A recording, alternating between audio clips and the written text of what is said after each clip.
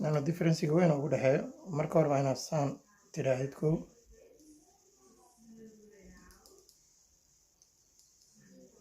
deedna haddana aad saan tiraahid isdhaaf ay noqoto wix markaa meeshan tinta ay ka maqan tahay xoogaa way xanuun badan tahay maanta markaa marinaysid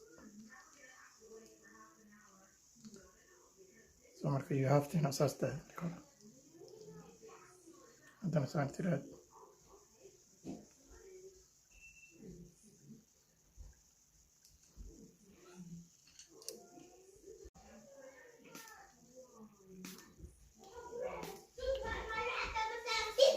xoolaha waa xir way huraysaa markaa marinayso ma fahantay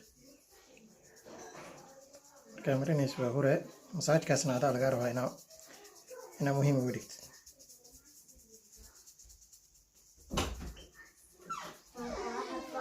dambarooga muhiimadiisana waxaa waaye